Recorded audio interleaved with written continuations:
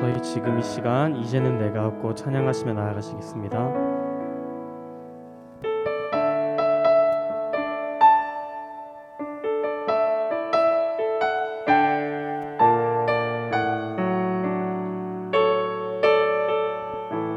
이제는 내가 없고 이제는 내가 없고 오직 예수님만 내 안에 살아계신 오직 예수님만 찬양하며 살리라 예배하며 살리라 내 안에 계시는 오직 예수님만 이제는 내가 없고 이제는 내가 없고 오직 예수님만 내 안에 살아계신 오직 예수님만 찬양하며 살리라 예배하며 살리라 내 안에 계시는 오직 예수님만 주님은 나의 아바 아버지 내 상한 영혼 만지시고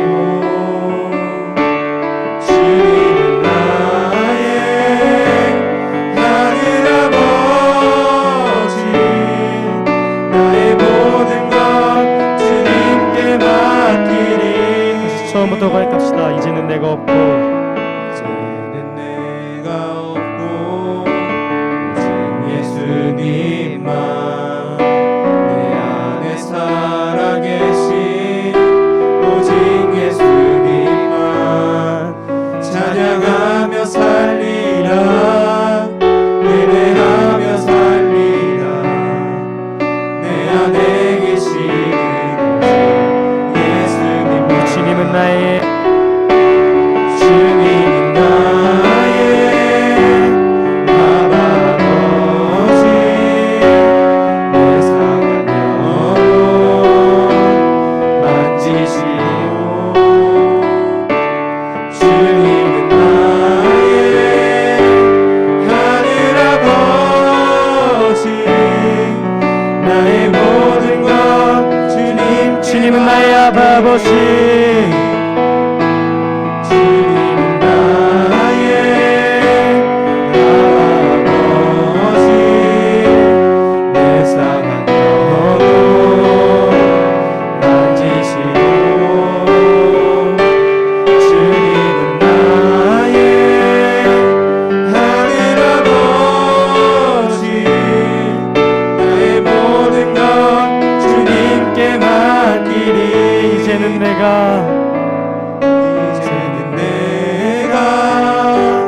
주님과 함께 십자가 위에 죽었으니 이제는 내가 산 것 아니요 내 안에 주님은 사신 것이라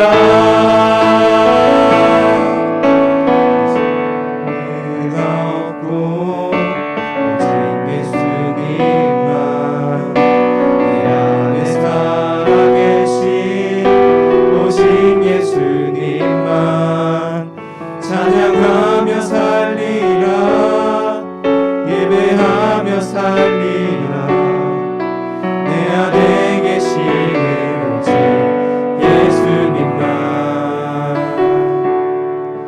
내 안에 계시는 오직 예수님만 여러분, 저희 지금 이 시간 기도로 나아갔으면 좋겠는데요. 지금 이 시간 기도할 것은 이 찬양 고백한 것처럼 정말 이제는 내가 없고 오직 예수님이 내 안에 살아계신다고 그렇게 주님께 고백하며 나아갔으면 좋겠습니다. 기도하시겠습니다. 하나님 아버지, 감사드립니다. 주여 아버지, 지금 이 시간 저희는 이제는 내가 없고 하는 찬양을 고백하며 주님께 나아갑니다. 주여 아버지,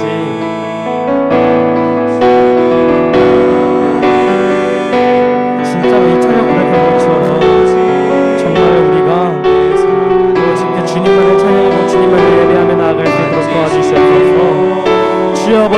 정말 이제는 내가 없고 나의 안에 예수님이 있다고 믿을 수 있도록 주여 아버지 도와주시옵소서. 주여 아버지 내 안에 살아계신 것은 그 다른 것이 아니라 오직 그 예수님 한 분이라는 것을 믿으며 주님께 고백하며 나아가기를 원합니다.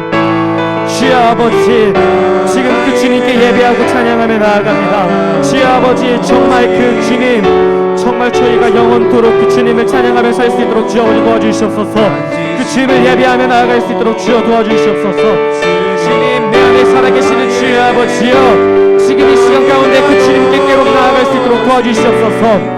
주여 아버지 저희가 지금 이 시간 계속하여 고백합니다. 주여 아버지 나는 주님과 함께 십자가 위에서 죽었습니다. 주여 아버지 그 십자가 위에서 죽은 나와 같이 나의 안에 사신 주님 주여 아버지 나를 지켜주시옵고 주님 나를 인도해 주시옵소서. 주여 아버지 지금 이 시간 가운데에서도 우리의 예배를 들어주시고 우리의 기도를 들어주시는 주님 지금 이 시간 가운데 예배 가운데 주님의 은혜가 풍성하여 주여 아버지 모든 자가 은혜받는 자들 스스로 주여 도와주시옵소서. 주님 오직 이 시간 가운데 주님께 나아갑니다. 주님께만 나아갑니다. 주님께 나아갑니다. 주님만 바라볼 수 있도록 주여 도와주시옵소서. 아버지 내 상한 영혼 만지시고 주님은 나의 하늘아버지 나의 모든 걸 주님께 맡기리. 여러분 저희 지금 이 시간 기쁜 마음으로 주님 한 분만 찬양하며 나아가시겠습니다.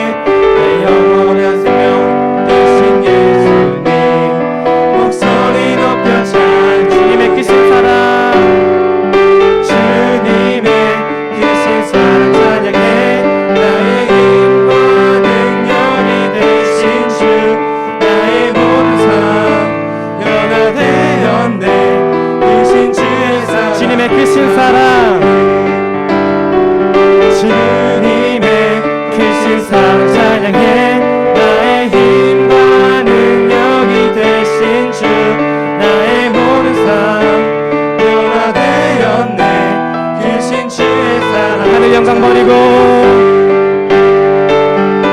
하늘 영광 버리고 이 땅 위에 십자가를 지시고 제사는 내 무덤에서 일어나 하늘 놀리셨네. 주의 이름 높이 하늘 영광 버리고 하늘 영광 버리고 이 땅 위에 십자가를 지시고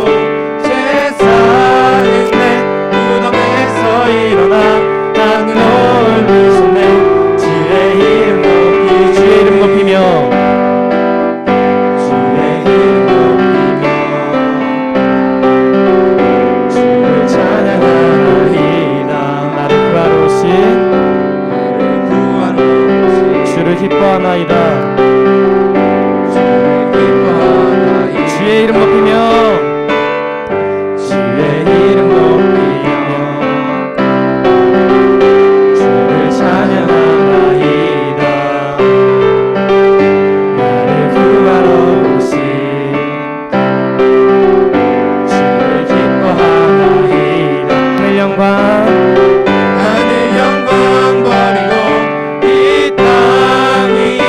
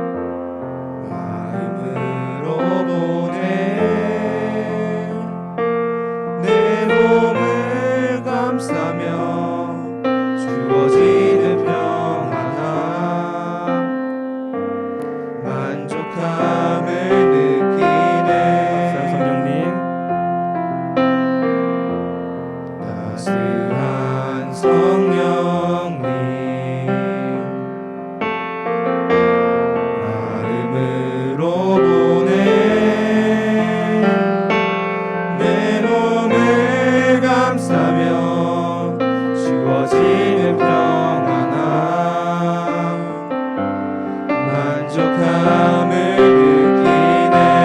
부르신 곳에서 나는 예배하네. 어떤 상황에도 나는 예배하네. 부르신 곳에서 나는 예배하네. 어떤 상황에도 나는 예배하네. 사랑과 진리의 사랑과 진리의 한 줄기 빛 보내 내 몸을 감싸며 주어지는 평안함. 그 사랑을 느끼네. 부르신 곳에서 나는 예배하네. 어떤 상황에도 나는 예배하네. 부르신 곳에서 나는 예배하네. 어떤 상황에도 나는 부르신 곳에서 나는 예배합니다. 부르신 곳에서 나는 예배하네. 어떤 상황에도 나는 예배하네.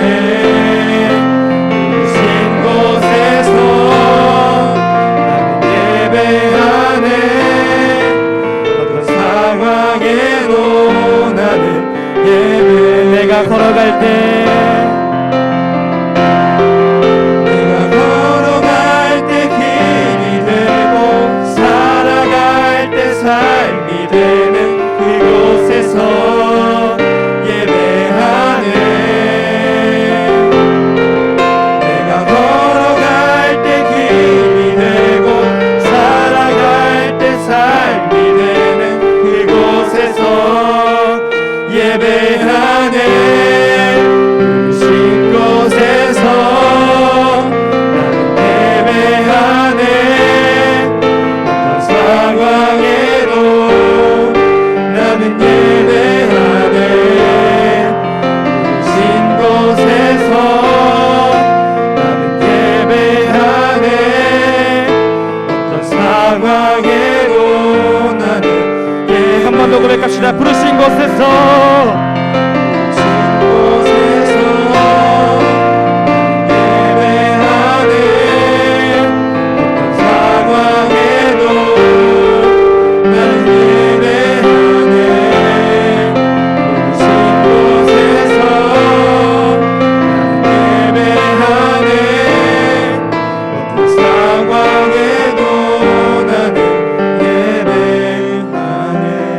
저희 지금 이 시간 마지막으로 기도했으면 좋겠습니다. 이번에도 이 찬양 고백한 것처럼 정말 우리가 어떤 곳에서든 그 부르신 곳에서 예배할 수 있는 그런 예배자가 되게 해달라고 그렇게 주님께 기도로 나아가시겠습니다. 주여 아버지, 주님, 저희가 정말 이 어떤 상황에서도, 아무리 어려운 상황에서도, 정말 어려운 상황에서도 오직 그 주님이 부르신 곳에서 예배하며 나아가기 원합니다. 주님이 부르신 곳에서 언제든지 어떤 상황에서든지 주님께 예배로 나아갈 수 있게 도와주시옵소서. 주여 아버지, 정말 이 찬양 고백한 것처럼 내가 걸어갈 때 길이 되시고 내가 삶이 되실 때 살아가시는 그런 주님, 그 주님이 부르신 곳에서 내가 언제서든지 어떤 상황에서든지 아무리 어려운 상황에서도 주님께 예배로 나아갈 수 있도록, 그렇게 주님께 예배로 나아가는 예배자가 될 수 있도록 주여 도와주시옵소서. 부르신 곳에서 나는 예배하네. 어떤 상황에도 나는 예배하네.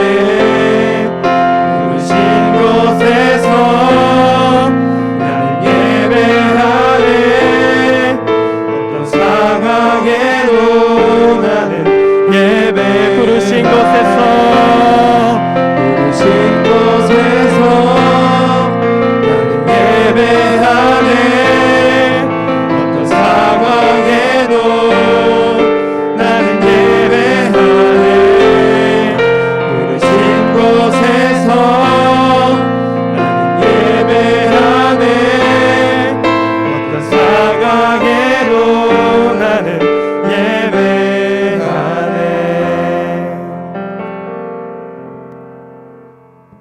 하나님 아버지 감사합니다. 코로나 상황 가운데에서도 이렇게 예배의 자리를 허락해 주셔서 감사합니다. 이 시간 함께 해주시고 오지 못한 친구들과도 함께 해주셔서 주님 은혜 안에서 살아가는 하루 되게 해주세요. 오늘 들을 말씀을 가지고 또 한 주간 살아갈 때 그 말씀으로 승리하며 살아가는 한 주 되게 해주세요. 감사드리며 예수님의 이름으로 기도드립니다. 아멘. 자리에서 일어나셔서 사도신경으로 신앙 고백 드리겠습니다. 전능하사 천지를 만드신 하나님 아버지를 내가 믿사오며 그 외아들 우리 주 예수 그리스도를 믿사오니 이는 성령으로 잉태하사 동정녀 마리아에게 나시고 본디오 빌라도에게 고난을 받으사 십자가에 못 박혀 죽으시고 장사한 지 사흘 만에 죽은 자 가운데서 다시 살아나시며 하늘에 오르사 전능하신 하나님 우편에 앉아 계시다가 저리로서 산 자와 죽은 자를 심판하러 오시리라. 성령을 믿사오며 거룩한 공회와 성도가 서로 교통하는 것과 죄를 사하여 주시는 것과 몸이 다시 사는 것과 영원히 사는 것을 믿사옵나이다. 아멘. 자리에 앉아주세요. 오늘 말씀은 사도행전 2장 1절에서 13절, 42절에서 47절 말씀입니다.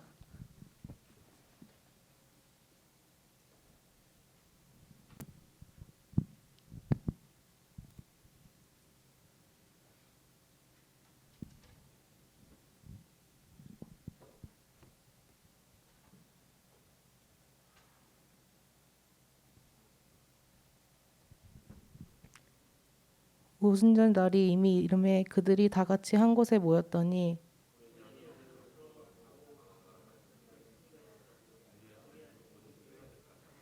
마치 불의 혀처럼 갈라지는 것들이 그들에게 보여 각 사람 위에 하나씩 임하여 있더니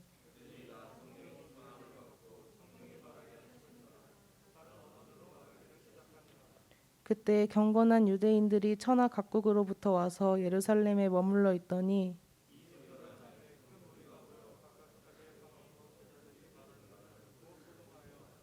다 놀라 신기하게 여겨 이르되 보라 이 말하는 사람들이 다 갈릴리 사람이 아니냐.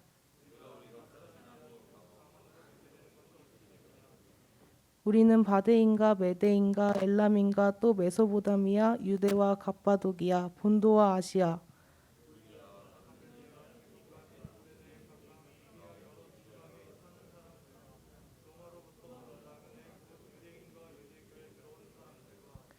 그레데인가 아라비아인들이라. 우리가 다 우리의 각 언어로 하나님의 큰 일을 말함을 듣는도다 하고 또 어떤 이들은 조롱하여 이르되 그들이 새 술에 취하였다 하더라. 42절 읽겠습니다. 그들이 사도의 가르침을 받아 서로 교제하고 떡을 떼며 오로지 기도하기를 힘쓰니라.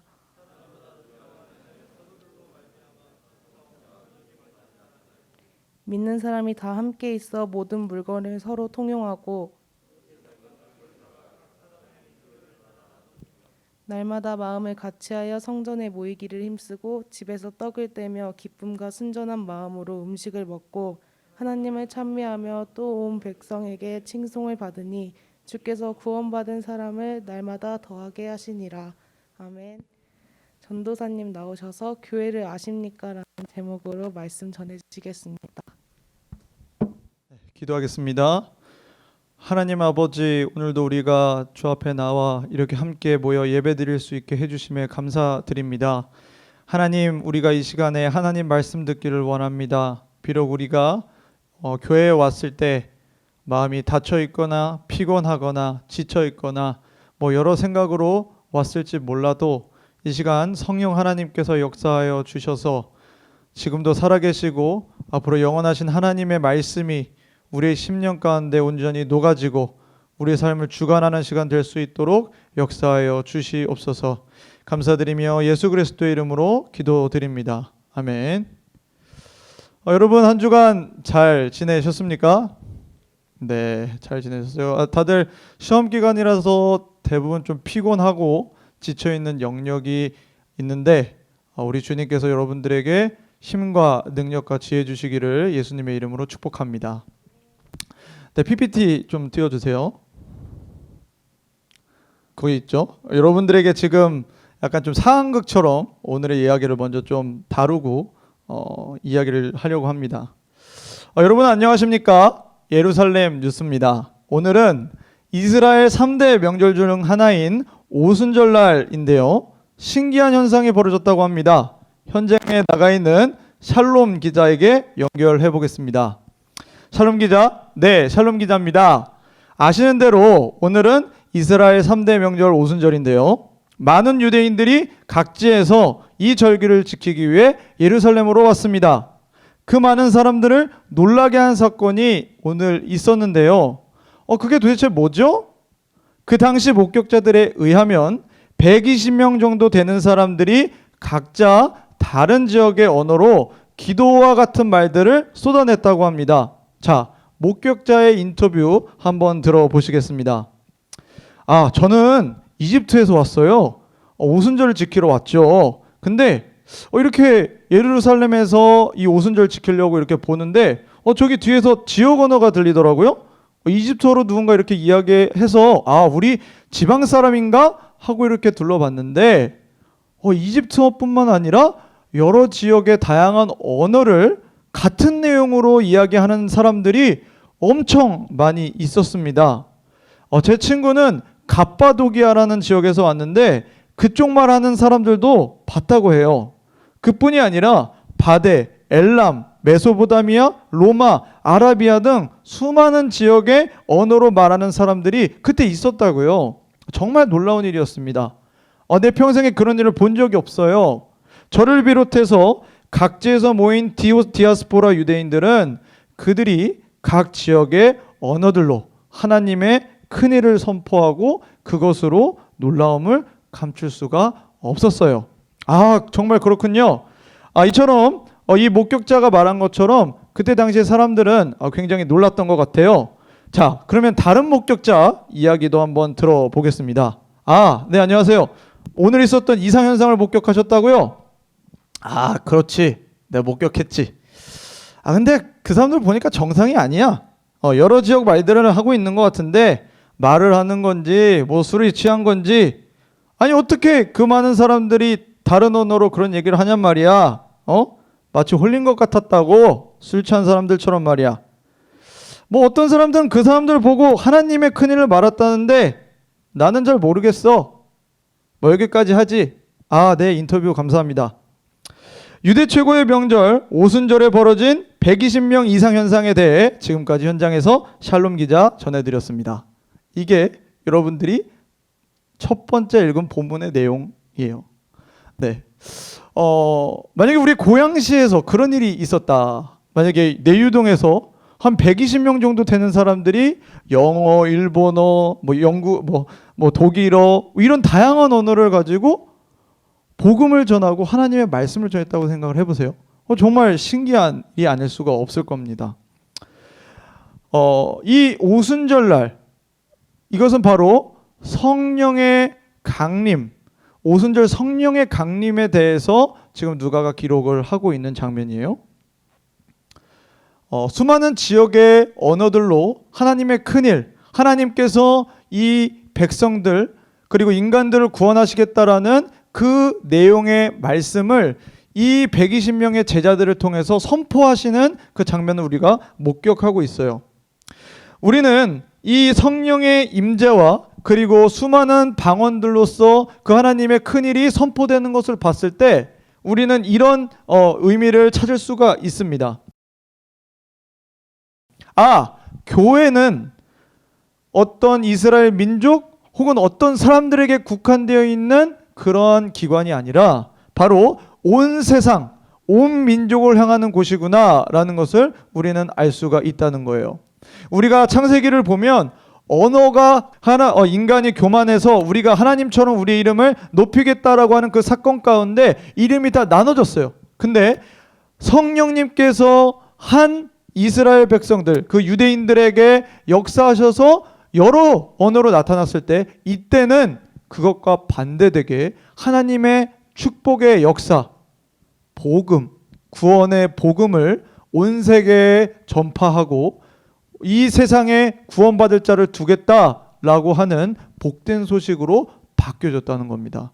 그때는 하나님을 대적하는 것으로 인해 저주와 같이 언어가 나눠졌다면, 지금 이 언어가 이렇게 다양하게 성령의 역사로 나타난 이 사건은 바로 하나님의 복음, 구원의 역사가 이 교회를 통해서 앞으로 펼쳐지게 될 것이다 라는 것을 보여주는 중요한 사건인 거죠. 사실 구약 시대도 보면 이 이스라엘 백성은 어떠한 나라로 불림을 받았어요? 어떠한 나라죠? 앞에 세 글자야. 하나님께서 나는 너희를 어떠한 나라로 불렀다 이렇게 말씀을 하셨어요. 무슨 나라였을까? 네, 제사장 나라입니다. 하나님께서는 이스라엘 백성들을 제사장 나라로 불렀어요. 근데 제사장만 있으면 되는 게 아닙니다. 제사장은 하나님과 백성들 사이에서 그 역할을 하는 그런 직분이에요. 그러니까 하나님께서 이스라엘을 제사장 나라로 불렀다는 것은 세상을 하나님께로 돌이키는데 이 이스라엘을 쓰겠다라는 거지, 이스라엘만 구원하겠다라는 말이 아니었던 거죠. 근데 이스라엘 백성이 그 역할을 제대로 감당하지 못했고, 그래서 그 불순종으로 인해 실패했었던 그 하나님의 구원의 사역이 이제 예수님이 오신 다음에 바로 우리들 교회를 통해서 그 역사가 완전히 시작되고 이제 완성이 될 것이다 라고 하는 것이 이 교회에 대한 강력한 시작이라는 겁니다. 교회의 시작에 대해서 여러 이야기들이 많지만, 분명한 것은 교회가 강력한 능력을 가지고 일어난 시기는 바로 이 오순절 성령 강림 사건이에요. 하나님께서 이 세상을 구원하기 위한 그 기관으로 저와 여러분을 부르셨다는 거예요. 얼마나 이게 놀라운 일이겠습니까? 예를 들어서 소방관, 그리고 군인들, 경찰들, 나라를 지키고 국민을 지키고 어떤 사고를 당하거나 어려운 상황 가운데 있는 사람들 지키는 사람들을 보면 경외심이 생겨요. 와, 어떻게 저런 어려운 상황 속에서 생명을 구해낼까? 나라를, 국민을 지킬까? 그것에 대해서 우리는 굉장히 감사함을 느끼죠. 근데 바로 우리는 영혼들을 살리는데 하나님으로부터 보냄을 받은 바로 요원과 같은 사람이 바로 교회이고 저와 여러분이라는 거예요. 이 성령 강림과 이 방언, 이 지역의 여러 방언들은 바로 교회의 강력한 시작이자, 교회는 누구를 향한다? 바로 온 세상과 온 민족을 향한다는 거예요. 어떤 신분, 재산, 성별, 배운 정도, 이것과 전혀 상관없이 누구든지 하나님의 구원의 복음을 받을 수 있다라는 것을 보여주는 사건이 바로 이 사건이라는 것입니다. 그래서 교회는 그러한 목적으로 태어났다는 거예요.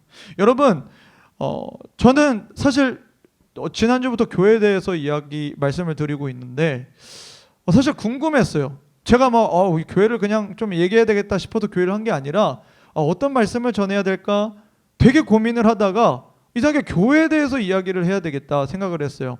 근데 사실 이 교회론에 대해서는 조금은 다른 주제들보다 많이 이렇게 비교적 이제 주제들이 조금 뒤쪽으로 밀려 있는 경우가 많고, 그리고 어떤 강의나 이런 걸로 하는 경우들이 많은데 왜 설교 강단에서 이 교회에 대해서 이야기를 할까 생각해 봤더니, 우리의 지금 이 시기 가운데 우리가 이 교회에 대해서 정말로 제대로 알아가야 되겠다.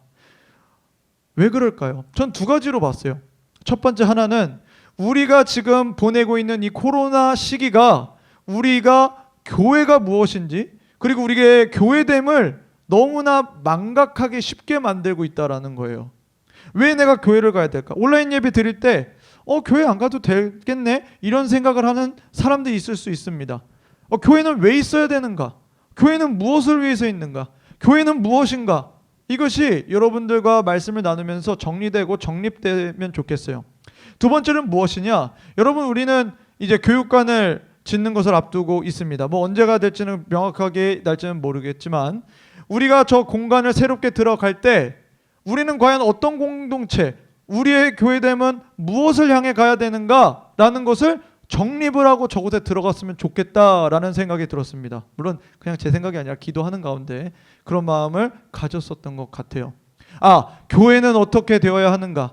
나는 교회로서 우리는 무엇을 추구해야 되는가? 그것을 우리가 알아야 한다는 겁니다. 마음 아프게도 가나안 성도라는 게 있어요. 반대로 얘기하면 안 나가죠.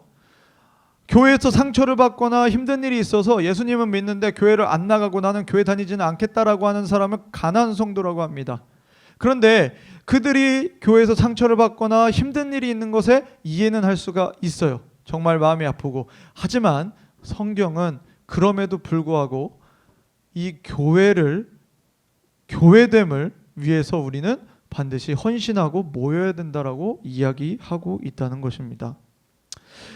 우리의 첫 번째 오늘 설교의 내용은 바로 이 성령 강림과 방언을 통해서 교회의 강력한 시작이 일어났고, 교회의 대상은 우리끼리 잘 되고 모이는 게 아니라 바로 온 세상과 온 민족을 향한다라는 것을 여러분이 꼭 기억해 주시기 바랍니다.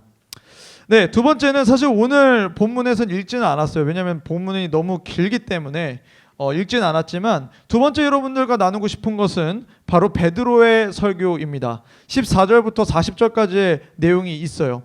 여러분들이 눈으로 같이 보시면 14절을 제가 읽겠습니다. 베드로가 열한 사도와 함께 서서 소리를 높여 이르되 유대인들과 예루살렘에 사는 모든 사람들아, 이 일을 너희로 알게 할 것이니 내 말에 귀를 기울이라 라는 거예요.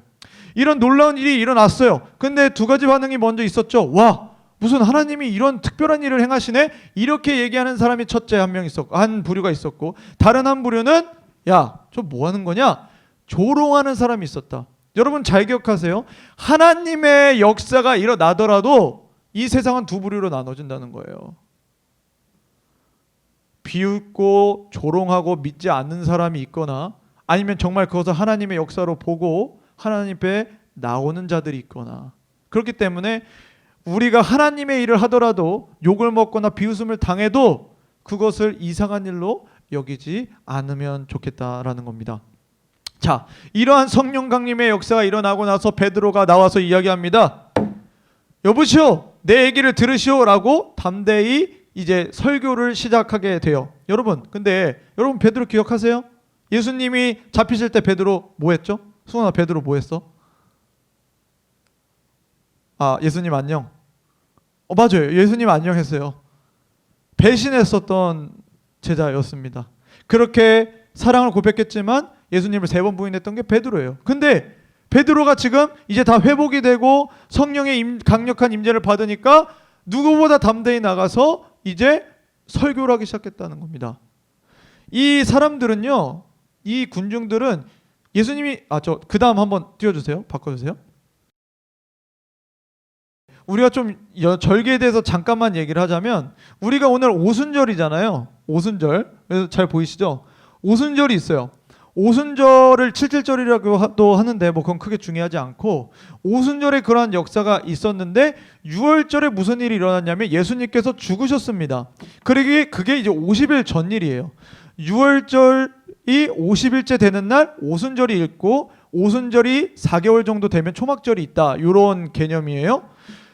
예수님이 6월절에 돌아가셨어요. 근데 이 오순절에 왔었던 이 디아스포라, 흩어져 있는 유대인들은 아마 대부분 6월절에서도 왔을 거란 얘기입니다. 6월절에 왔다는 거예요. 왜? 명절 지키려고. 이게 3대 절기니까. 그러니까 예수님이 죽은 것에 대해 동조를 하거나 그 소식을 들었거나 했었던 사람들이 지금 고스란히 대부분 이 시기에도 지금 같이 놓여져 있는 거예요. 지금 상황이. 그리고 예수님께서 죽으시고 40일째 되는 날 이제 승천하셨죠. 그리고 10일 정도 후에 이제 오순절 성령 강림의 사건이 있었던 것입니다. 이렇게 그림을 그려 나가시면 되겠습니다. 이런 상황 가운데 있었던 거예요. 이 상황 가운데 그 사람을 놓고 소리를 높여 베드로가 설교를 하는데, 어떤 내용을 설교했던가를 봤을 때 첫 번째 베드로가 얘기했던 건 이겁니다. 술 취했다라고 말하는 당신들이요, 당신들의 말은 잘못됐습니다 라고 먼저 반박을 해요. 그 말씀이 15절입니다. 제3신이, 이 제3신은 오전 9시를 가리켜요. 아니 보세요, 오전 9시인데 그들이 술 취해 있겠습니까? 지금 이렇게 얘기하고 있고, 그리고 오순절날 같은 이 절기들이, 주요 절기가 있을 때 보통 오전 10시 이전까지는 금식을 했다고 했어요, 보통. 그러니까 금식을 하는 시기고, 그리고 오전 9시인데 무슨 술을 마시겠냐, 이렇게 지금 반박을 딱 하는 겁니다. 그러면서 세 가지의 구약의 예언들에 대해서 이야기를 해요. 그게 첫 번째가 요엘 선지자를 통해서 말씀하셨던 내용입니다. 그게 17절에서 21절 내용이에요. 첫 번째 요엘입니다. 이것은 실제로 요엘 2장 28절에서 32절까지의 내용을 이제 담아놓은 건데, 이 내용들을 우리가 가사로도 많이 압니다. 찬양 가사로. 젊은이들은 환상을 보고 늙은이들은 꿈을 꾸리라. 많이 들어본 찬양의 가사죠. 아비들은 예언할 것이요 청년들은 환상을 보고, 그런 맥락의 그런 주제죠. 근데 아비들이 환상을 보고, 청년들이 환상을 보고 늙은이들이 꿈을 꾸는데 어떻게 꾸냐? 그 근거는 무엇이냐? 어떤 동기로 그랬냐? 그건 바로 하나님이 말씀하시기를 말세에 내가 내 영을 모든 육체에 부어주리니 했기 때문에 이런 일이 일어났다는 거죠. 하나님의 영이 부어지는 것이 전제되었기 때문에 일어난 일이라는 겁니다. 구약 시대에는 몇몇 특정 인물, 그리고 몇몇 특정 소수와 그리고 일시적인 상황 속에서 하나님의 영이 임했어요.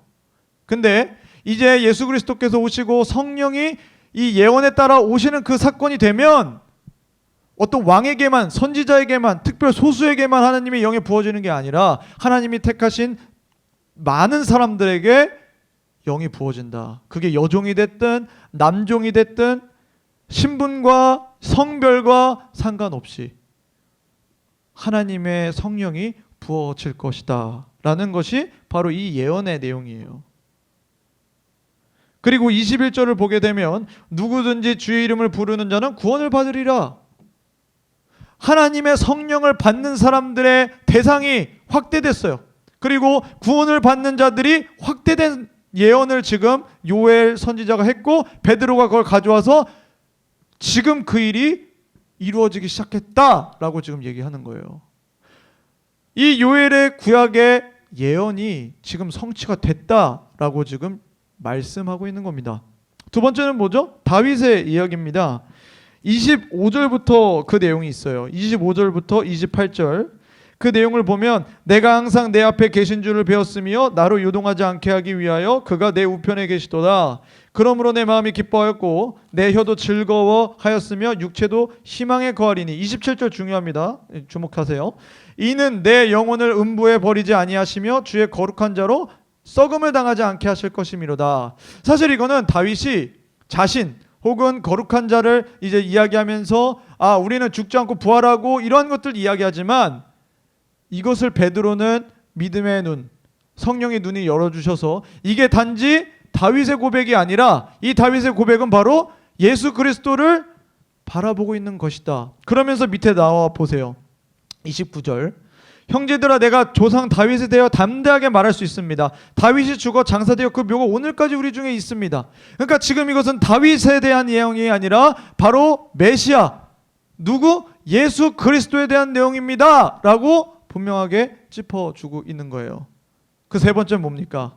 그 세 번째는 34절부터 35절이에요. 우리 한번 읽어볼게요. 이거는 같이.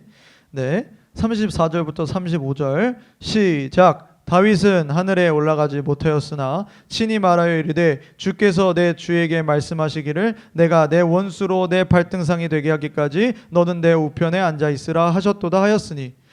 여기에서 뭐가 두 번 나와요? 뭐가 나와요? 재호야, 무슨 글자가 두 번 나와?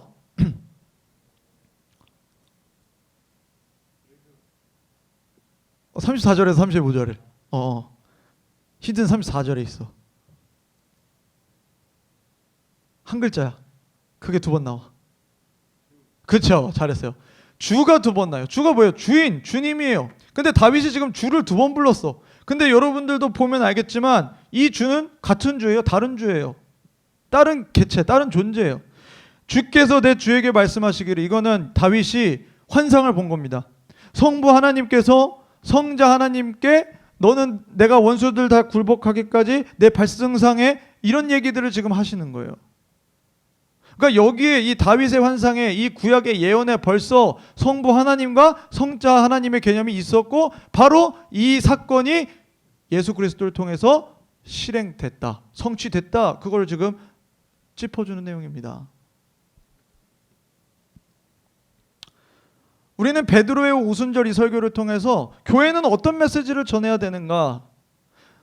최소한 이 베드로는 유대인들을 향해서 구약의 예언의 성취가 바로 예수 그리스도를 통해서 이루어졌다는 것을 분명히 했어요. 이러한 예언들을 하면서 성령의 강림이 우리에게 지금 실제로 일어났고, 그리고 선지자를 통해서 말씀하신 이러한 일들이 예수 그리스도의 부활이 바로 이 예언들로 성취가 되었다. 그리고 36절을 보게 되면 이 예수를 하나님이 주와 그리스도가 되게 하셨느니라 이렇게 못 박고 있습니다. 이 사람들은 유대인들이에요. 그러니까 구약의 예언에 민감한 사람들이고 메시아를 고대했었던 사람들입니다. 그렇기 때문에 이들에게 구약의 성취와 구약의 예언과 예수님을 연결시키는 것은 굉장히 중요한 문제예요. 혁명적인 일입니다. 근데 베드로가 그것을 담대하게 성령의 충만함 가운데 선포했다는 거예요. 교회의 메시지는 이것을 통해서 우리는 어떻게 정리해 볼 수 있는가? 첫 번째, 교회는 구약의 예언의 성취 대신 예수님을 선포한다는 것입니다. 교회는 구약에 예언된 예언을 성취하신 예수님을 선포한다. 두 번째, 교회는 예수님을 주와 그리스도로 선포한다. 우리의 왕이자 우리를 구원하신 메시아로 선포한다. 그리고 세 번째는 뭐냐면 이제 37절부터 이제 내용이 나옵니다. 37절부터 우리가 37절부터 40절까지 우리가 함께 좀 읽어보도록 할게요. 37절부터 40절 시작. 그들이 이 말을 듣고 마음에 찔려 베드로와 다른 사도들에게 물어 이르되 형제들아 우리가 어찌할꼬 하거늘 베드로가 이르되 너희가 회개하여 각각 예수 그리스도의 이름으로 세례를 받고 죄사함을 받으라. 그리하면 성령의 선물을 받으리니 이 약속은 너희와 너희 자녀와 모든 먼데 사람 곧 주 우리 하나님이 얼마든지 부르시는 자들에게 하신 것이라 하고 또 여러 말로 확증하여 권하여 이르되 너희가 이 패역한 세대에서 구원을 받으라 하니. 아멘. 지금 세 가지 얘기를 했습니다. 첫 번째, 유해를 통해서 성령 강림의 역사가 너희들이 지금 보고 있는 이 사건으로 이루어졌어. 그리고 누구든지 주의 이름을 부르면 구원을 받는다는 그 예언이 지금 이제 이루어지는 거야. 첫 번째. 두 번째, 다윗. 죽음에 두지 않으신다. 죽음에 썩지 않게 하신다. 예수님이 부활하시는 것을 얘기해주고, 그 세 번째는 내 주께서 내 주에게. 그 주가 누구시냐? 바로 부활하셔서 지금 승천하셔서 아버지 하나님 보좌에 앉아 계신 그 예수님이 바로 우리의 주와 그리스도다. 성령의 강림, 부활, 주와 그리스도가 되신 예수님. 그러면서 선포하는 게 뭐예요? 회개하고 예수 그리스도의 이름으로 세례를 받으라. 그리하여 죄사함을 받으라. 이게 세 번째 교회의 메시지예요. 회개하고 예수 그리스도에 대한 믿음으로 죄사함을 받아 구원을 받으라. 그것을 이 세상 사람들을 초청하는 게 바로 교회의 메시지라는 겁니다. 여러분, 이렇게 하려면 어떻게 될까요? 요즘에 뭐 그런 말들 많이 쓰더라고요. 미쳐야 산다. 물론 뭐 예전에도 많이 썼던 것 같은데 어떤 책, 강의들 보면 미쳐야 산다고 해요. 성령 안에서 완전히 사로잡혀 있는 사람들만 이 얘기를 할 수 있어요. 하나님 예수님을 배신하고 부인했었던 베드로가 아무리 예수님께 회복을 받아도 예수님을 치라고 했었던 많은 사람들이 여기에 껴 있었을 겁니다, 분명히. 근데 그 사람들 앞에서 한 여종이 당신 저 사람 그 당 아니야? 그거에도 무서워서 배반했었던 그 베드로가 그 많은 관중들을 두고 어떻게 이 말을 했겠냐고요. 성령께서 그 가운데 충만하셨기 때문에 베드로는 그렇게 지혜를 통해서 담대함으로 선포할 수 있었던 거예요. 여러분, 교회가 교회되는 거, 우리가 이 세상 가운데 복음을 전할 수 있는 능력, 그것은 바로 성령께서 우리 가운데 충만했을 때만이 가능합니다. 우리가 첫 번째는 성령의 강림과 방언, 그것을 통해서 교회의 강력한 시작과 그리고 교회가 향해야 되는 것이 어디인가, 이것을 봤고요. 두 번째는 베드로의 설교를 통해서 교회는 어떠한 메시지를 전해야 되는가, 그거를 받고, 그 세 번째는 바로 교회에 대한 묘사를 통해서 교회는 어떠한 곳이구나, 어떤 모습과 어떤 내용으로 채워져야 되는구나를 우리가 보게 될 겁니다. 그게 바로 41절부터 47절의 내용이에요. 지금 내용이 많아서 바빠 지금 힘들어. 네, 그래서 41절부터 47절의 내용이에요. 41절에서 47절의 내용. 여기서는 이제 조금 천천히 얘기해도 될 것 같아요. 많이 앞에서 달려와서 41절부터 47절의 내용 우리가 함께 좀 읽어볼게요. 41절부터 천천히 같이 목소리 맞춰서 시작. 그 말을 받은 사람들은 세례를 받음에 이 날에 신도의 수가 3천이나 더하더라. 그들이 사도의 가르침을 받아 서로 교제하고 떡을 떼며 오로지 기도하기를 힘쓰니라. 사람마다 두려워하는데 사도들로 말미암아 기사와 표적이 많이 나타나니 믿는 사람이 다 함께 있어 모든 물건을 서로 통용하고 또 재산과 소유를 팔아 각 사람의 필요를 따라 나눠주며 날마다 마음을 같이하여 성전에 모이기를 힘쓰고 집에서 떡을 떼며 기쁨과 순전한 마음으로 음식을 먹고 하나님을 찬미하며 또 온 백성에게 칭송을 받으니 주께서 구원받는 사람을 날마다 더하게 하시니라. 아멘. 교회의 모습에 대해서 지금 이야기를 하는 겁니다. 첫 번째 뭐였죠? 이 설교를 들은 군중들이 어떻게 반응했었냐면 37절에 이 말을 듣고 마음에 찔려 베드로와 다른 사도들에게 물어 이르되 형제들아 우리가 어찌하면 좋겠냐. 그 마음에 찔림이 있는 거예요. 그 가운데서는 분명히 예수님을 못 박으라고 얘기했었던 청중도 있을 겁니다. 그리고 방조했었던 사람도 있을 거고요. 그리고 아예 관여를 안 한 사람들도 있을지 몰라요. 근데 중요한 건 뭐냐면 그것에 참여했든 하지 않았든 그리고 그 사람들뿐만 아니라 우리까지 다 포함해서 우리는 다 이 찔림을 받아야 되는 이유가 뭔지 아십니까? 우리의 죄 때문에 예수님이 십자가에 달렸어야 됐기 때문이에요.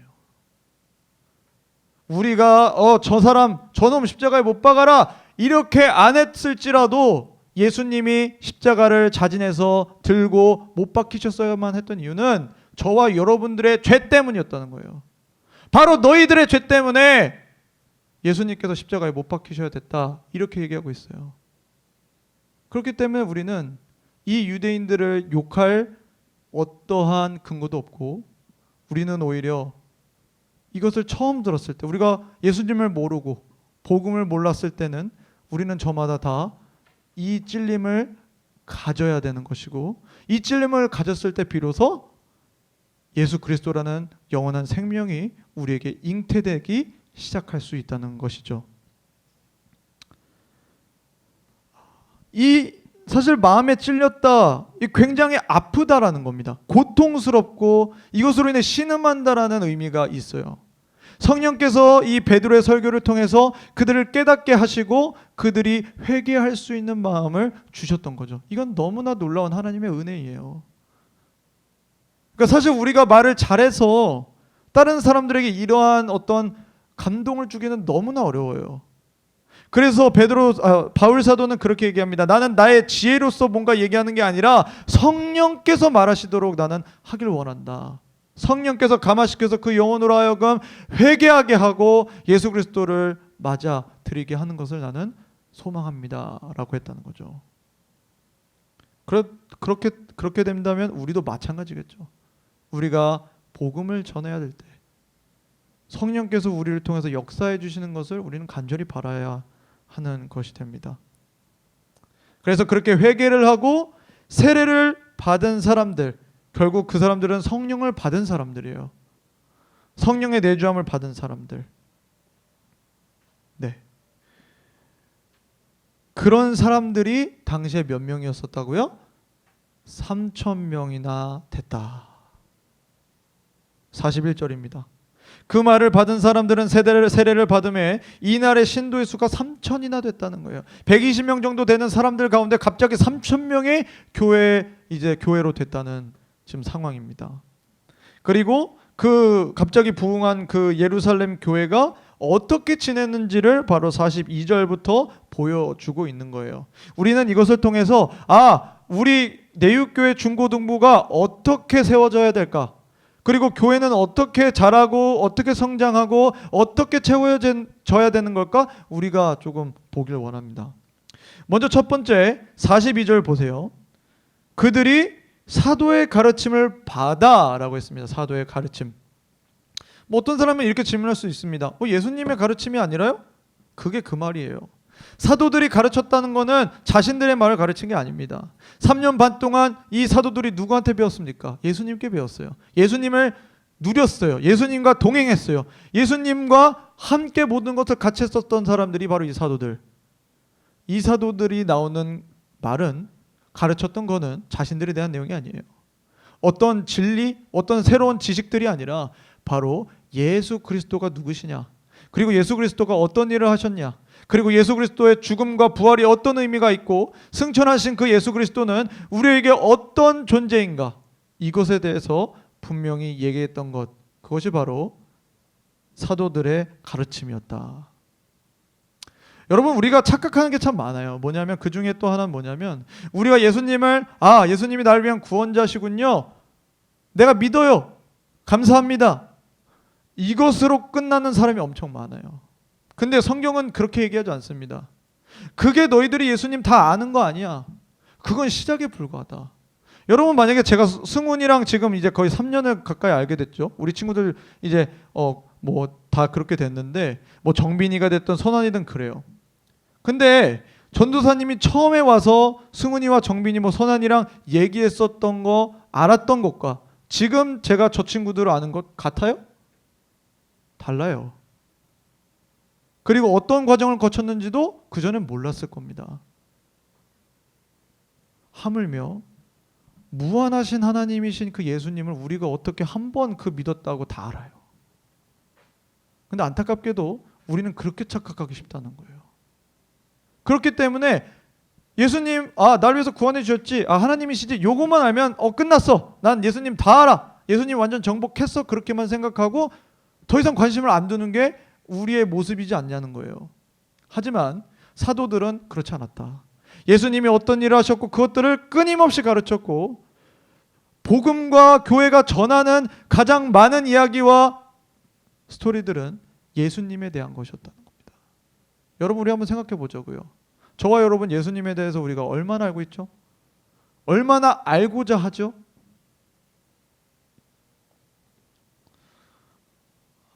이 말은 다른 말로 하면 교회는 바로 하나님의 말씀 위에 서야 된다는 것을 다시 한번 우리에게 보여줍니다.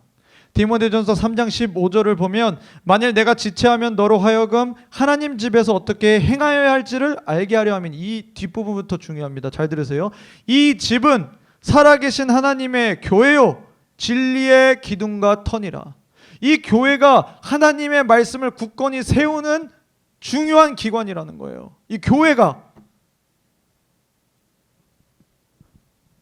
사도들을 통해서 교회가 세워졌고, 사도들을 통해서 예수 그리스도의 가르침과 그분에 대한 어떠함이 분명히 섰어요. 그리고 우리는 교회로서 이 말씀을 계속해서 계승해서 우리의 삶 가운데 세우고 이 세상에서도 세워야 되는 진리의 기둥의 터다라는 거예요. 우리가 그 역할을 해야 한다라는 것입니다. 그러니 우리가 어떤 교회가 되어야 되는가? 첫 번째, 말씀 위에 굳게 서 있는 교회가 돼야 돼요. 여러분, 우리 교회가 어떻게, 우리 공동체가 어떻게 말씀 위에 굳게 서요? 저와 여러분이 말씀을 읽고 말씀을 누리고 말씀의 그 은혜를 누리면 말씀으로 세워지는 겁니다. 우리가 막 이야기를 할 때도 그냥 단순히 이런저런 이야기가 아니라 뭐 말씀이 흘러나와. 막 예를 들어서 재호가 전사님 좀 힘들어요. 뭐 예를 들어서 야 승원아 나 요즘 좀 힘들다. 그래 형? 내가 좋은 말씀 있어 나눠줄게. 딱 보내고 막 재호도 막 마음바지 좋아서 너무 고마워 마음밥 받고 하나님 감사합니다. 저의 응답되는 말씀이네요. 이런 일들이 어색하고 신기한 일이 아니라 우리의 삶 가운데 실제로 역사가 되면 그 공동체는 말씀으로 굳게 서는 공동체가 되는 거예요. 그런 공동체가 우리가 되자고요. 네. 두 번째는 42절에 또 나옵니다. 서로 교제하고 라는 얘기예요. 서로 교제하고. 교제한다. 이 원어는 코이노니아라는 단어입니다. 교제, 교통 뭐 이런 얘기인데 이게 단순히 우리가 그냥 뭐 대화하고 이런 수준이 아닌 것 같아요. 이 교제라는 것들 인격적인 교제입니다. 대화하고 알아가고 함께 지내고 시간을 나누고 이런 것들이 선행이 돼야 됩니다. 근데 이 교제를 세 가지로 좀 더 나눠서 우리는 볼 수가 있어요. 먼저는 첫 번째는 이제 뒷부분에 나옵니다. 46절을 보면 기쁨과 순전한 마음으로 음식을 먹고 이렇게 되어 있는데 이 부분도 교제와 함께 볼 수가 있어요. 우리가 특히나 유대인들의 문화 가운데서는 자신들이 정말 인격적인 관계를 할 때 어떻게 하냐면 먹어요. 먹으면서 관계를 합니다. 그러니까 우리가 맨날 선생님들이 뒤에 가면 얘들아 간식 받아가라. 그냥 가도 야 간식 받아가. 이렇게 던져주고 하는 거 있잖아요. 그게 괜히 뭐 예배 끝나니까 삼삼하고 배고프니까 주는 게 아니라 원래는 같이 먹고 이야기하고 삶 나누고 대화하고 이 인격적인 교제해야 되는데 다들 뭐 시험 봐야 되고 코로나 때문에 안 되니까 그 마음을 담아서 주는 겁니다. 인격적 교제를 해야 되는 그 코이노니아의 한 방법을 우리는 계속 해왔던 거예요. 두 번째는 뭐냐면 46절에 또 나와요. 날마다 마음을 같이하여 성전에 모이기를 힘쓰고 우리가 교제를 한다고 했을 때 끊임없이 모이는 공동체가 되어야 해요. 이 예루살렘 교회는 날마다 마음을 같이 했고 성전에 모이기를 힘썼다고 합니다. 그때 당시에는 아직 유대인들이 완전히 교회를 핍박할 때가 아니었기 때문에 성전에서 모임을 할 수가 있었을 거예요. 그렇기 때문에 성전에서 모이기를 힘썼다. 교회는 한 마음이 되기 위해 힘써야 되고요. 그 한 마음이 되기 위해서는 자꾸 모여서 서로 교제하고 서로 먹이고 서로 함께하는 시간이 있어야 되는 거예요. 그럴 때 온전히 하나가 되고 온전히 인격적으로 서로를 알아갈 수 있는 것입니다. 서로 교제하는 것에 대한 세 번째 이제 부분은 이제 44절부터 좀 길게 나오는 내용이에요. 무엇이냐면 44절부터 45절 보면 무슨 일이 일어나요? 믿는 사람이 다 함께 있어 모든 물건을 서로 통용하고 또 재산과 소유를 팔아 각 사람의 필요를 따라 나눠 주며라고 했습니다.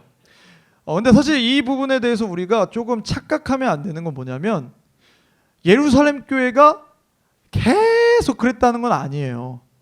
특별히 이때는 상황적인 이유가 뭐가 있냐면 이 사람들 흩어진 유대인들이라고 우리가 봤잖아요. 각 지역에 살다가 오순절만 드리기 위해서 왔었던 사람들이에요. 그러니까 여행할 그 비용이 그거 맞춰서 가져왔다고. 오순절 끝나면 돌아갈 비용까지만 생각하고 온 거지 계속 예루살렘에 머물러서 먹고 그리고 뭐 자고 하는 이런 부분들에 대해서는 계산을 안 했을 거예요. 뭐예요? 자신들이 계획한 것보다 더 많은 경비가 필요했던 것입니다. 그리고 그것뿐만 아니라 그 가운데는 가난한 사람들도 있을 거고요. 근데 그때 누가 얘기하지도 않았어요. 베드로가 여기 가난한 사람들 있는데 좀 돈 많은 누구로 할까? 지원 좀 팔아서 땅 좀 팔아서 좀 누구로 할까? 임요셉 전도사는 좀 먹여주세요. 이런 거 안 했다고요. 그들이 마음이 그냥 나와서 뭐야? 쟤 누구 힘드네? 혹은 저 사람 경비가 떨어졌네? 그러면 내 걸 좀 팔아서 저 사람 좀 먹여야겠다. 자발적인 사랑의 마음에서 이것을 했다는 겁니다. 여러분 잘 기억하세요. 이 교제라는 거는요. 인격적인 관계라는 것은 단순히 말로만 그리고 단순히 시간을 보내는 것으로만 되는 게 아닙니다. 필요할 때 도와주고 함께 해주고 하는 게 진짜 교제예요. 그리고 이 교제의 원어적인 의미가 바로 그래요. 무슨 말이냐? 우리가 교회에서 지금 모여 있잖아요. 우리가 첫 번째는 서로를 알아가는 수고를 감당해야 돼요. 같이 시간을 보내는 걸 해야 됩니다. 같이 먹고 마시고 활동을 해야 돼요.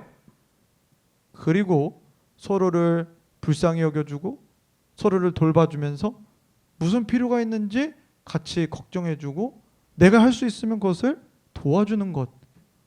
그게 하나님께서 바라시는 교회의 모습이라는 겁니다. 우리 공동체가 그런 공동체가 되기를 바랍니다.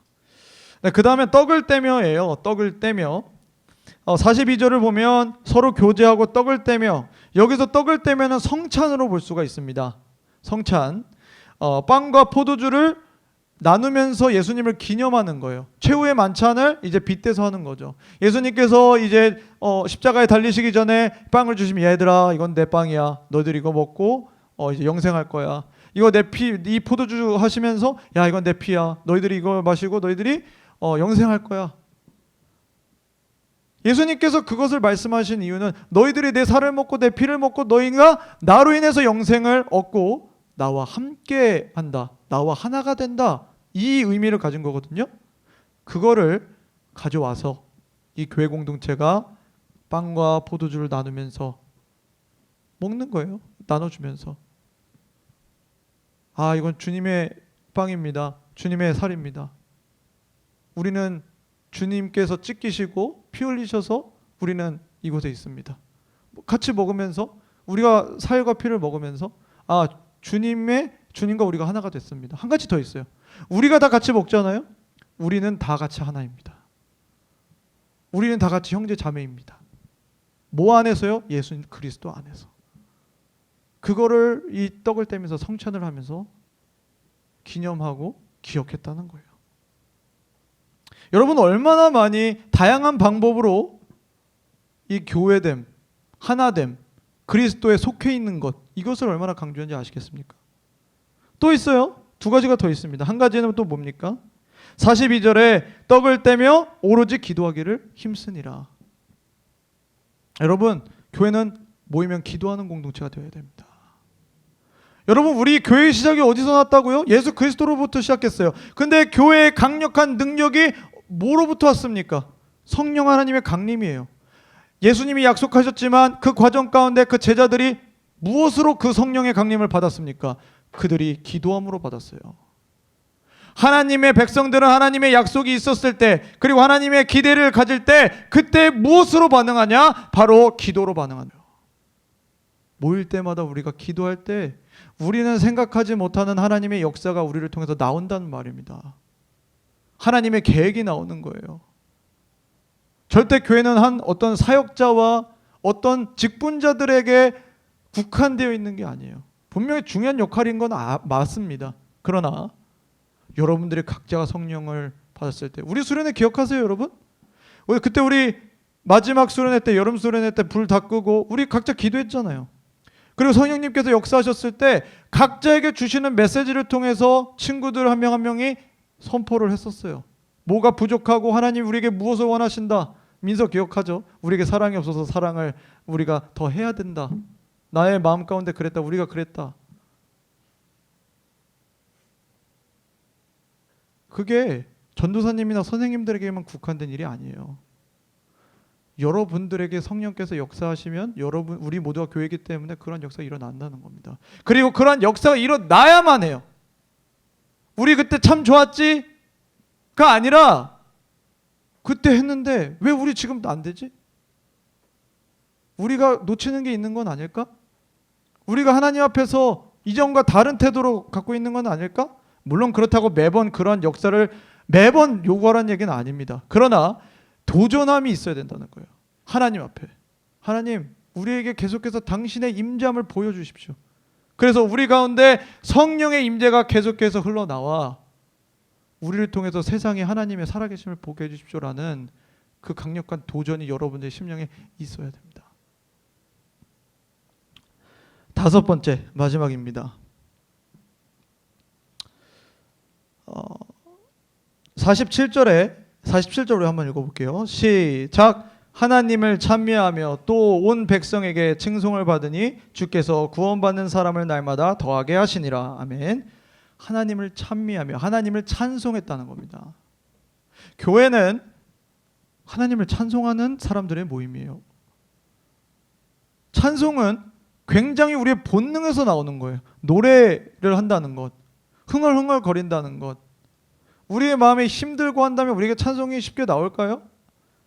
그래서 심지어 야고보 사도였나? 이렇게 얘기를 해요. 너희들이 즐거워할 일이 있냐? 찬양해라. 너희들이 힘든 일 있냐? 기도해라 이렇게 했어요. 여러분, 그러나 우리가 어떠한 상황 속에서도 하나님을 찬양할 이유는 분명히 있습니다. 무엇이죠? 우리를 구원하신 하나님의 은혜가 있다는 거죠. 여러분 얼마나 힘듭니까? 시험 보려고 관계 가운데 얼마나 힘듦이 많아요. 전사님도 이제 예배 끝나고 돌아가면 과제가 이만큼 있어서 주님 이렇게 생각할 수 있지만, 그럼에도 불구하고 우리가 노래하고 찬양할 수 있는 게 뭡니까? 하나님이 우리 아버지 되시고 예수 그리스도가 우리 구원자이고 주라는 거잖아요. 우리가 모일 때마다 그 하나님은 오늘도 우리가 찬양했습니다. 목 털어져라 찬양하세요. 주변 눈치 보지 말고 찬양하세요. 마음 열고 찬양하세요. 여러분이 받은 것을 하나님께 여러분의 영혼을 쏟아서 반응하시란 말이에요. 그럴 때 하나님이 더 큰 은혜로 우리를 분명히 채워주실 겁니다. 하나님을 찬양하는 교회가 됩시다. 자, 이렇게 하고 나니까 주변의 사람들이 어떻게 반응했죠? 온 백성에게 칭송을 받으니 주께서 구원받는 사람을 날마다 더하게 하시니라. 우리가 전도하자 좋습니다. 그러나 전도하자 해서 나가는 게 첫 번째가 아니라, 우리가 교회됨을 온전히 누리고 우리가 교회로 온전히 쓰게 되면, 야 저기 교회 뭔가 있어, 야 저기 다니는 애들 뭔가 바뀌었어, 저기 다니는 애들 뭔가 달라, 이렇게 되면 이게 크게 칭송이죠. 그게 되면 그들이 물어봐요. 그들이 찾아와요. 그럴 때 우리는 예수님의 이름을 자랑하는 겁니다. 그런 자들이 날마다 오는 거예요. 여러분, 저는 정말 이런 교회가 우리 교회가 되기를 원해요. 제가 열심히 할게요. 선생님들 열심히 하고 계시지만, 근데 여러분들도 같이 해줘야 돼요. 우리 모두가 교회예요. 정민이가 교회고, 희원이가 교회고, 선한이가 교회고, 지원이, 민서, 혜린이, 민준이, 광성이, 선이, 승명이, 모두 다. 나오지 않은 친구들까지도 교회예요. 그러니까 교회 안 나오는 친구들이 있으면 안 나왔나 보다 해야 될까요? 걔가 잘 예배 드리나? 신앙생활 제대로 할까? 연락도 해보고, 혹은 아니면 기도를 하면서 걱정해 주는 거죠. 그게 교회입니다.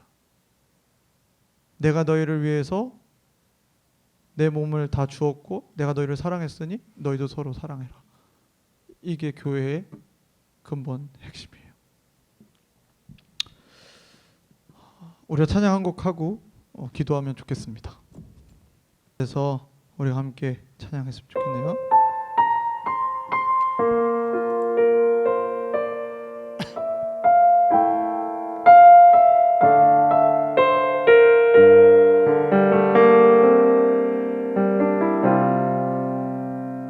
따스한 성령님, 따스한 성령님,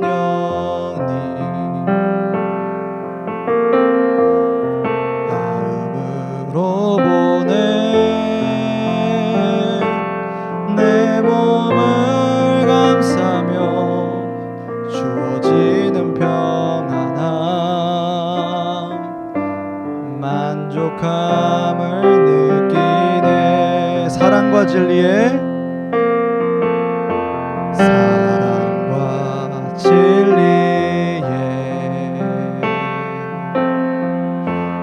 한 줄기 빛 보내 내 몸을 감싸며 주어지는 평안함, 그 사랑을 느끼네. 부르신 곳에서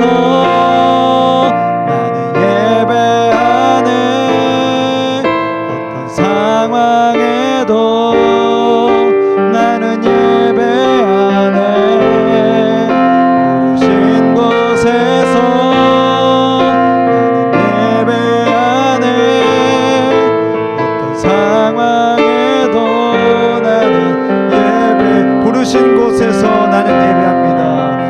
부르신 곳에서 나는 예배하네. 어떤 상황에도 나는 예배하네. 부르신 곳에서 나는 예배하네. 어떤 상황에도 나는 예배하네. 이 시간 우리가 함께 기도합니다. 우리 교회를 위해서 기도했으면 좋겠어요. 비록 우리 내유교회 중고등부뿐만 아니라 우리 내유교회를 위해서 오늘의 말씀을 생각을 하면서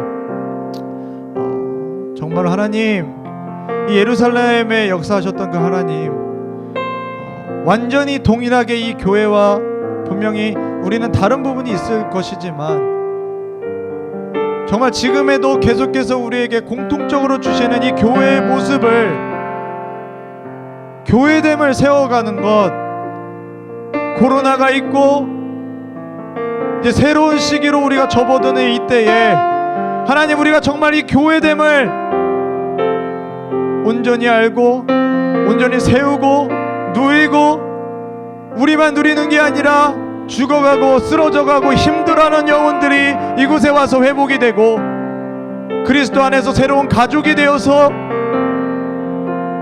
하나님을 찬양하고 더 많은 영혼들이 구원을 받을 수 있도록 그런 공동체가 되게 해달라고 이 시간 우리가 주여 한번 외치고 기도하겠습니다. 주여, 살아계신 하나님 아버지, 이 시간 우리가 말씀 붙잡고 기도합니다. 하나님, 교회의 역사에 대해서, 교회 하나님께서 어떻게 그 능력으로 역사해 주셨고 어떻게 그 쓰러지고 주님을 배반했던 자가 회복되어서 성령으로 선포했던 그 말씀과 하나님 교회의 모습을 우리가 봤습니다. 하나님, 교회가 무너져가는 것처럼 보입니다. 한국 교회에 희망이 없다고 얘기합니다. 세상 사람들이 교회를 욕한다고 합니다. 그러나 주님, 나는 믿습니다.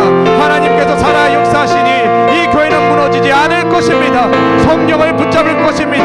하나님의 말씀과 예수 그리스도를 더욱더 붙잡고 하나님, 우리가 잃어버렸던 교회됨을 온전히 바로 세우기를 원합니다. 주여, 이 시간 역사하여 주시옵소서. 하나님, 우리에게 새로운 시기가 되어져 있습니다. 코로나로 인해서 하나님의 교회가 더 흐릿해지는 이 가운데 하나님, 우리의 눈에는 더욱더 주의 교회를 견고히 세우고자 하는 갈망함과 이 교회를 향한 주님의 사랑의 마음을 우리가 온전히 갖기를 소원합니다. 주여, 우리에게 교회를 사랑하는 마음을 주시고 우리가 교회됨을 세워내가게 하여 주시고 하나님, 정말 우리가 사도의 가르침, 하나님의 말씀에 굳게 서서 서로 교제하고 떡을 떼며 서로 통용하고 돕고 우리가 함께 시간을 보내며 그 가운데 하나님을 찬양하고 함께 기도하며 우리만 좋고 끝나는 게 아닙니다. 우리가 먼저 좋아야 됩니다. 우리가 서로 사랑하고 우리의 공동체가 사랑스럽고 즐거워야 됩니다. 그러나 거기서 끝나는 게 아니라 하나님, 더 많은 영혼들이 이곳에 와서 주님을 누리고 성령 안에 하나가 되고 회복이 있고 구원이 있고 이 지역이 변화되고 하나님의 역사가 일어날 수 있도록 주여, 우리에게 새로운 스텝을 밟고 하나님 나아갈 수 있도록 역사하여 주옵소서. 하나님, 우리가 교회입니다. 주님이 부르신 우리가 교회입니다. 주여, 이곳에 있는 한 명 한 명 영혼에게 다시 한번 그 마음 가운데 믿음을 허락해 주시고 성령의 충만함을 허락하여 주셔서 하나님, 이들이 가는 그 길 가운데에 예배하는 사람이 되게 하여 주시고 삶의 예배가 온전히 나타나 이들로 인해서 빛과 소금이 이 세상 가운데 나타날 수 있도록 도와주시옵소서. 하나님 아버지, 우리가 교회에 대해서 계속해서 주의 말씀을 통해 살펴보고 있습니다. 하나님, 우리가 교회를 사랑하고 또 교회에 대해서 많이 놓쳤던 부분들이 있었던 것, 하나님, 그 모든 것을 말씀을 통해 우리가 계속해서 깨우치게 도와주시고 주님께서 이 교회를 사랑하신 것 같이 우리가 이 교회를 사랑하고 서로의 형제자매들을 정말 아끼고 사랑할 수 있도록 도와주시고 실제적인 도움과 하나됨으로 연결되는 하나님의 기쁘고 성령의 충만한 공동체가 되도록 역사하여 주옵소서. 우리의 삶의 공통적인 것은 우리의 선함과 거룩함과 깨끗함이 이때, 성령의 능력이 나타남이 이때 그것이 나의 자랑으로 연결되는 게 아닌 오직 예수 그리스도를 자랑하는 그러한 삶이 되는 우리 친구들과 우리 모두가 될 수 있도록 은혜를 베풀어 주시옵소서. 감사드리며 예수 그리스도 이름으로 기도드립니다. 아멘. 준비하신 헌금 드리겠습니다.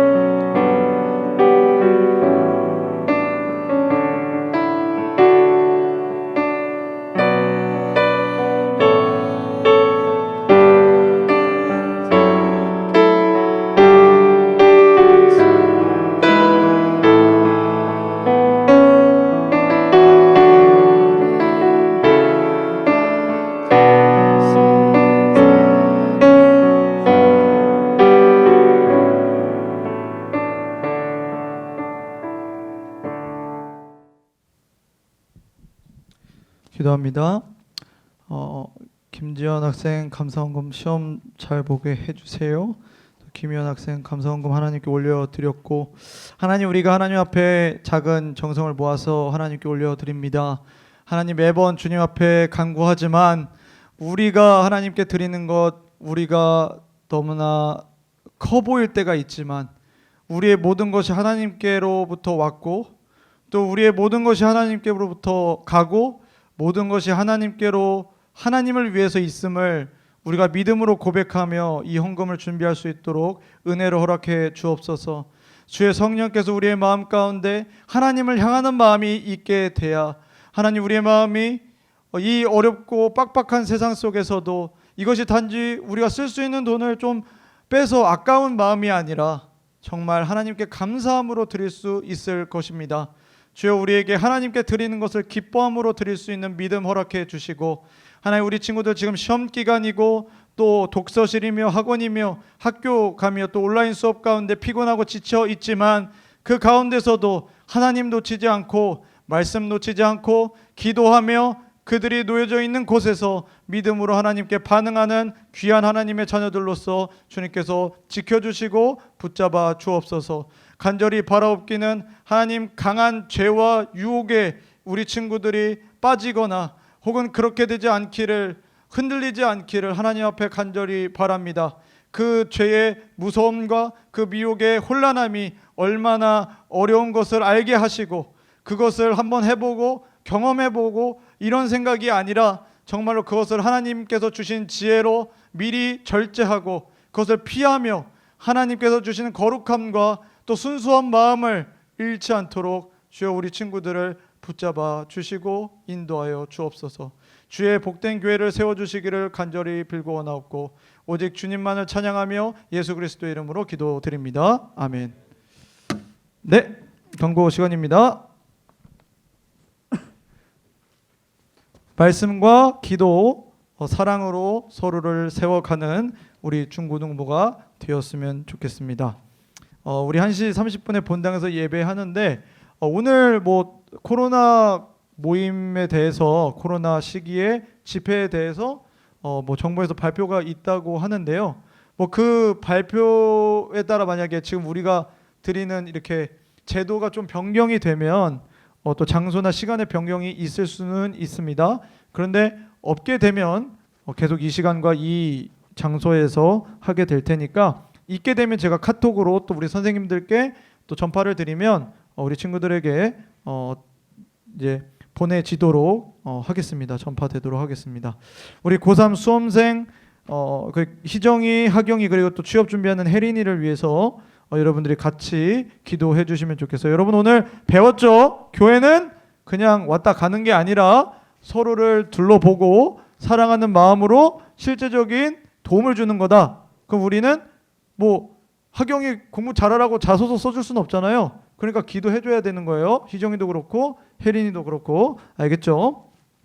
같이 좀 기도해 주시고 우리 코로나 상황 가운데 건강과 마음, 그리고 또 입시와 취업들, 그리고 혜린이는 또 지금 학교를 지금 11월 3일 날 또 이렇게 준비하고 있는데 그것들을 위해서 기도해 주셨으면 좋겠습니다. 네, 신앙 명언 읽고 지난주 주요 구절 읽겠습니다. 신앙 명언 함께 읽겠습니다. 시작. 기도가 최후의 수단이 아닌 첫 번째 방법이 되어야 한다.